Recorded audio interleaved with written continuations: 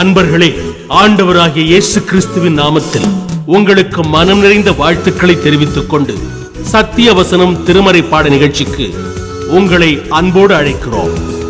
சத்திய வசனம், இது தேவனின் வசனம். நாம் சோர்ந்து போகையில் கரம் கொடுக்கும் நம் தேவனின் வசனம், நம் தேவனின் வசனம். கர்த்தருக்குள் பிரியமானவர்களே, ஆண்டவராய் இயேசு கிறிஸ்துவினுடைய புண்ணிய நாமத்தினாலே உங்களை நான் வாழ்த்தி வரவேற்கிறேன். சத்திய வசன நிகழ்ச்சியை காண்கின்ற உங்கள் ஒவ்வொருவரையும் ஆண்டவராகிய கர்த்தர் ஆசீர்வதிப்பாராக. இந்த நாளினுடைய செய்தியினுடைய தலைப்பு என்ன? வியாதிகள். வியாதிகள் ஏன் வருகின்றன என்கிற அந்த தலைப்பிலே நாம் ஆண்டவருடைய வார்த்தைகளை நாம் கற்றுக்கொள்ளப் போகிறோம். வியாதிகள் ஏன் வருகின்றன என்று பல்வேறு காரணங்களை மக்கள் சொல்கிறார்கள். ஆனால் வேதாகமம் என்ன சொல்கிறது என்பதை நான் சொல்ல விரும்புகின்றேன்.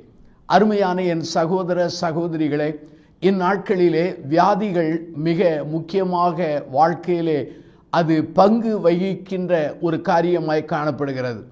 வேதாகமத்திலே நீங்கள் வாசிப்பீர்கள் என்றால், ஆதியாகமத்திலே ஏதேன் தோட்டத்திலே வியாதி இல்லை, அதே போல பரலோகத்திலும் அங்கு வியாதி இல்லை. ஆனால் இந்த இடைப்பட்ட காலத்திலே வியாதி காணப்படுகிறதை திருமறையிலே நாம் புரிந்து கொள்ள முடிகிறது. ஒரு அருமையான நண்பர் என்னை காண வந்தார். அவர் என்னிடத்திலே பிரார்த்திக்க வந்தார். நான் தாழ்மையோடு கேட்டேன், ஐயா, உங்களுக்காக என்ன குறிப்புக்காக நான் ஜெபிக்க வேண்டும் என்று கேட்டேன். உடனே அவர் சொன்ன ஒரு பதில் என்னவென்றால், ஐயா, வியாதி இல்லாத ஒரு வாழ்வு எனக்கு வேண்டும் என்று கேட்டார். அப்போதுதான் நான் சிந்தித்தேன், ஒரு வியாதி எவ்வளவு தூரம் மனித வாழ்க்கையை பாதிக்கிறது என்பதை நான் புரிந்து கொண்டேன். வியாதிகள் உண்மையாகவே மனித வாழ்க்கையை சஞ்சலத்துக்குள்ளே கொண்டு வந்து விடுகிறது. அவனுடைய எதிர்காலத்தை பாதித்து விடுகிறது, அவனுடைய பொருளாதாரத்தை பாதித்து விடுகிறது, அவனுடைய அஸ்திவாரத்தையே உடைத்து விடுகிறது. இன்னும் சொல்ல வேண்டும் என்றால் அவனுடைய உறவுகளை கூட அது நாசமாக்கி விடுகிறது.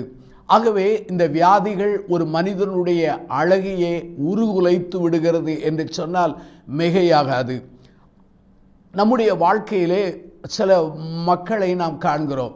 குறிப்பாக ஒரு வாலிபனை நான் கண்டேன். அந்த வாலிபன் மிக திடகாத்திரமான வலிமையான ஒரு வாலிபன். ஆனால் அழகான வாலிபன் திடீரென்று மாரடைப்பு வியாதினாலே அவன் மடிந்து போனான். இது என்னால் நம்பவே முடியவில்லை. ஆகவே வியாதி எவருக்கும் வரலாம், அதாவது எல்லா மக்களுக்கும் வரலாம். படித்தவர்களுக்கு வரலாம், படியாதவர்களுக்கு வரலாம், ஒருவேளை பணக்காரர்களுக்கு வரலாம், ஏழைக்கு வரலாம், அரசியல்வாதிகளுக்கு வரலாம், ஆன்மீகவாதிகளுக்கு வரலாம்.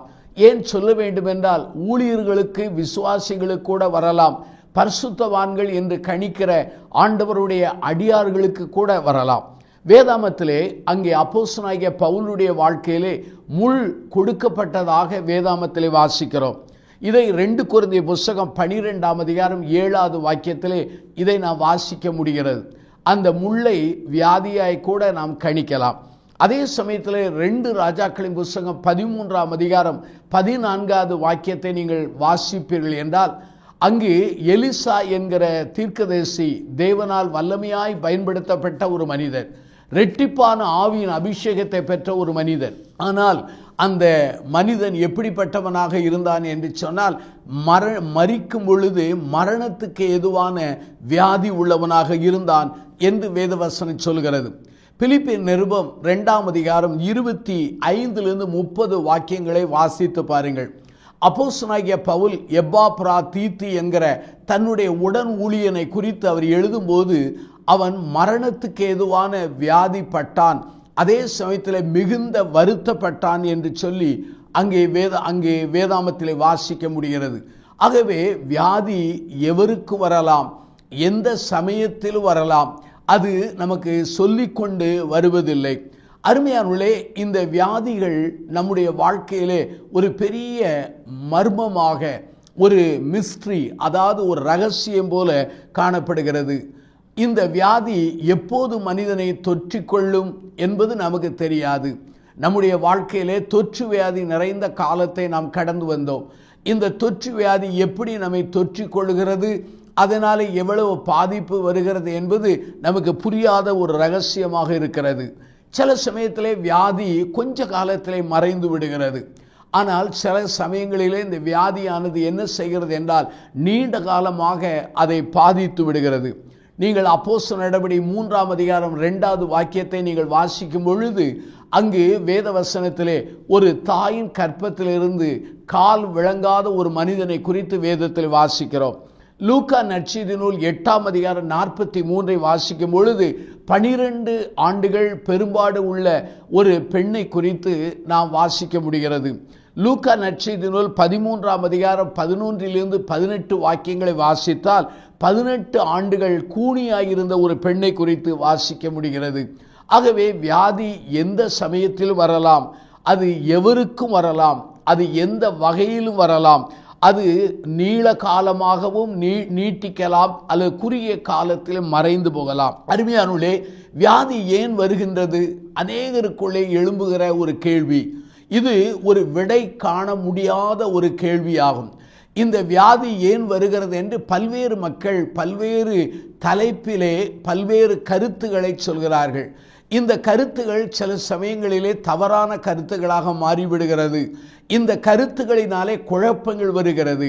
அருமையானவர்களே, ஆனால் நம்முடைய கையிலே வேதாகமம் இருக்கிறது. இந்த வேதாகமம் தான் ஒரு சட்ட புஸ்தகம்.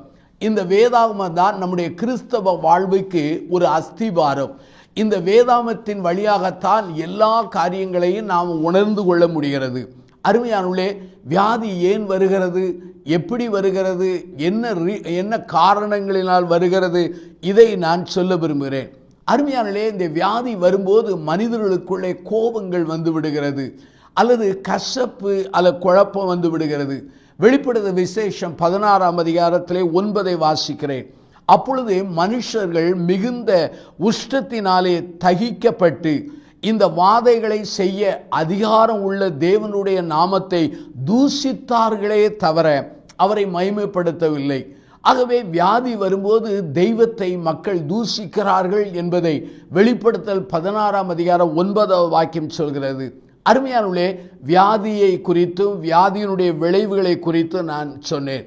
ஆனால் இந்த வியாதியை குறித்து சத்திய வசனம் அல்லது சத்திய வேதாகமம் அல்லது திருமறை என்ன சொல்கிறது? ஒரு எந்திரத்தை வாங்கும்போது அந்த எந்திரத்தை எப்படி பயன்படுத்தலாம், எப்படி ஜாக்கிரதையாய் கையாளலாம், அல்லது என்னென்ன காரியங்களுக்கு அதை கையாளலாம் என்று சொல்லி ஒரு மேனுவல் புக்கை அந்த எந்திரத்தின் நிறுவனத்தார் நம்ம தருவது உண்டு.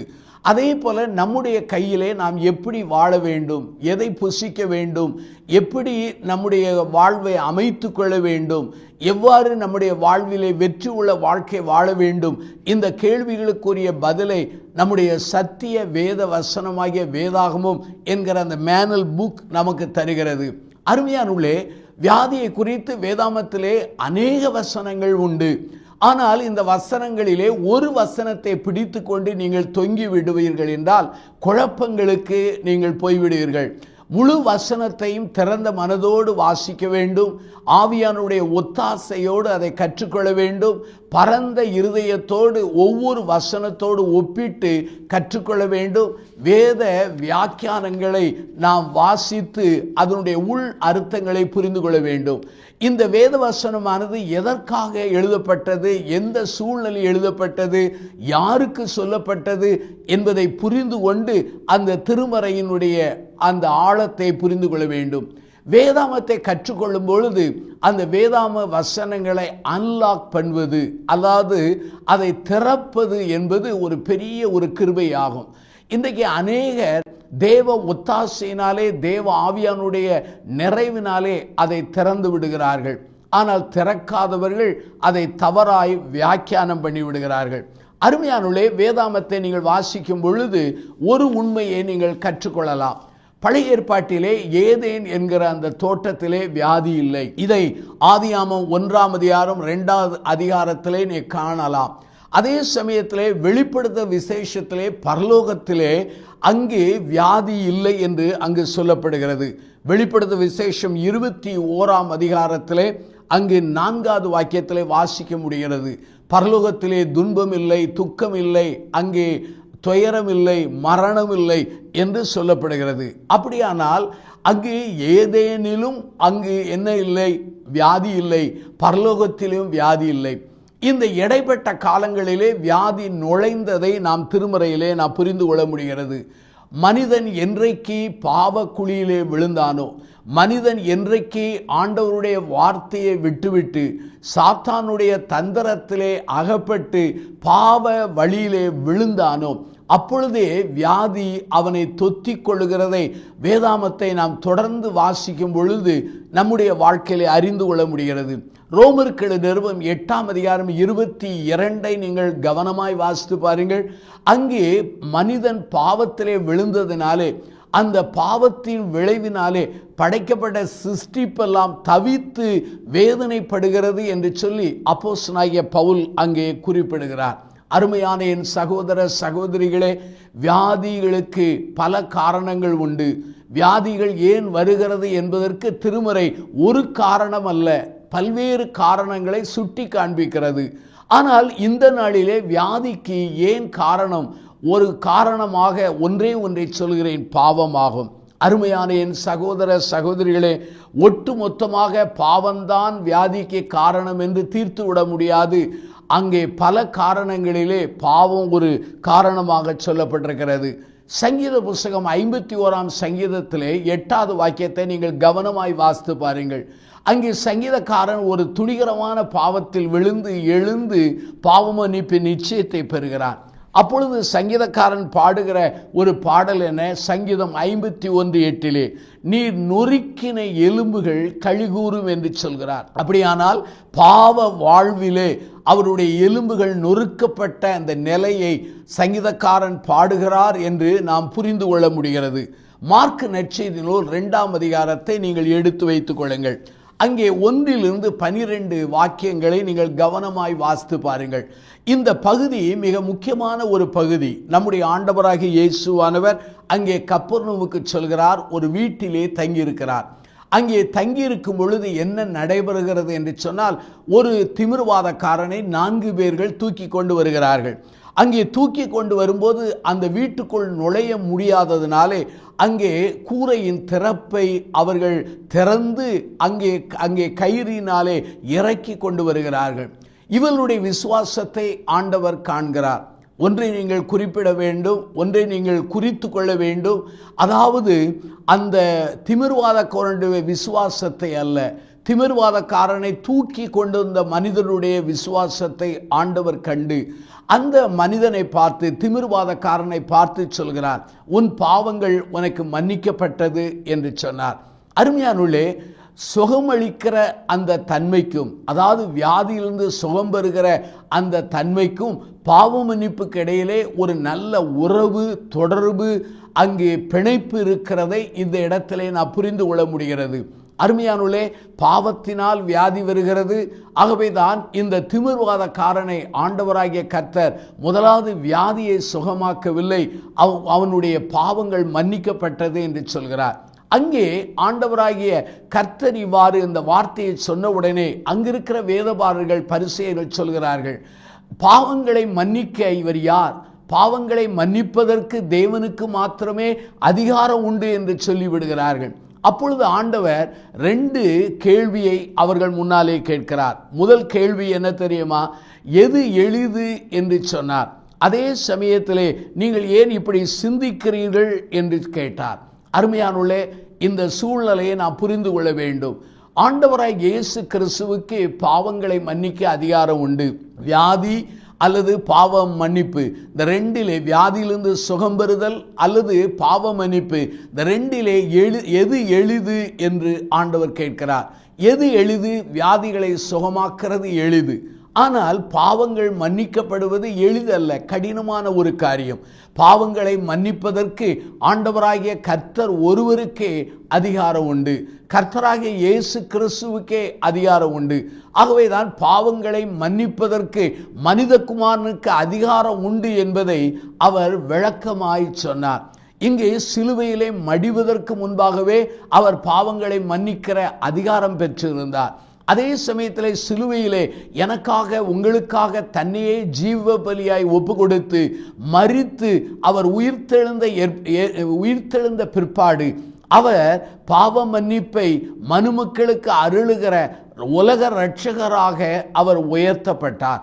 அருமையான என் சகோதர சகோதரிகளே, இந்த மனிதனுடைய வாழ்விலே அவனுடைய வியாதிக்கு மூல காரணம் பாவமாக கருதலாம். ஆகவே அவனுடைய பாவங்கள் மன்னிக்கப்பட்டது என்று சொல்லிவிட்டு படுக்கை எடுத்துக்கொண்டு நட என்று சொன்னார். உடனே அவன் எழுந்து நடந்தான், ஆண்டவரை மகிமைப்படுத்தினான். அதை கண்டு மக்கள் எல்லாரும் புகழ்ந்தார்கள், மகிமைப்பட்டார்கள். என் அருமையான சகோதர சகோதரிகளே, நம்முடைய வியாதிகளுக்கு ஒருவேளை பாவம் காரணமாக இருக்கலாம். இந்த பாவத்திலிருந்து விடுதலை பெற வழி என்ன? இரட்சகராகிய இயேசுதான். உலகத்திலே வானத்திலும் வானத்தின் கீழெங்கும் பூமியிலும் எந்த இடத்திலும் ஆண்டவராய் இயேசு கிறிஸ்துவின் நாமம் அல்லாமல் ரட்சிக்கப்படுவதற்கு வேறொரு நாமம் அங்கு அளிக்கப்படவில்லை அல்லது கொடுக்கப்படவில்லை.